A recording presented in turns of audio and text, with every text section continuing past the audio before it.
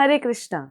श्रीमती राधा रानी का भाव लेकर श्री कृष्ण श्री चैतन्य महाप्रभु के रूप में अवतरित हुए थे और उनका द्वितीय अवतार यानी सेकंड इनकारनेशन श्री स्वरूप दामोदर गोस्वामी जी के रूप में हुआ था। गोस्वामी जी के पिता श्रीमान पद्म गर्भाचार्य जी पूर्व बंगाल यानी ईस्ट बंगाल के रहने वाले थे।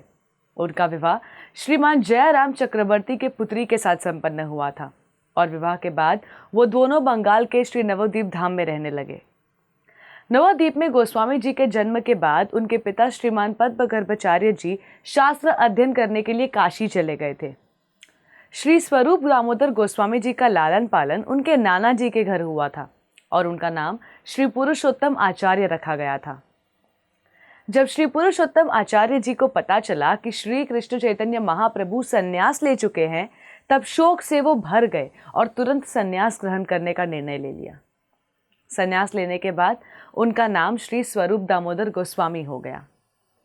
श्री कृष्ण चैतन्य महाप्रभु का संग पाने के लिए श्री स्वरूप दामोदर गोस्वामी जी श्री क्षेत्र जगन्नाथपुरी धाम में चले गए और वहीं उनकी सेवा करने के लिए रहने लगे। नीलाचल में उनकी महाप्रभु के लिए एक अत्यंत गुह्य सेवा होती थी और वो ये कि जो भी व्यक्ति महाप्रभु के समक्ष कोई भी राधा कृष्ण से जुड़ी कविता प्रस्तुत करने के लिए इच्छुक होता था, उसे श्री स्वरूप दामोदर गोस्वामी सुनते थे। गोस्वामी जी उस तथ्य का पहले अच्छे से विश्लेषण करते थे और अगर उन्हें लगता था कि वो कविता या भजन महाप्रभु के भाव के लिए उचित है, तभी वो उसे पेश करने की आज्ञा देते थे, वरना पेश नहीं किया जा सकता था। श्री स्वरूप दामोदर गोस्वामी जी की एक और सेवा थी महाप्रभु के लिए। वो रोज महाप्रभु को गीत गोविंद और चंडीदास और विद्यापति के लेखनियों को अपने श्रीमुख से गाकर सुनाया करते थे। षट गोस्वामियों में रघुनाथ दास गोस्वामी को एक शुद्ध भक्त बनाने का दायित्व भी महाप्रभु ने श्री स्वरूप दामोदर गोस्वामी को सौंपा था।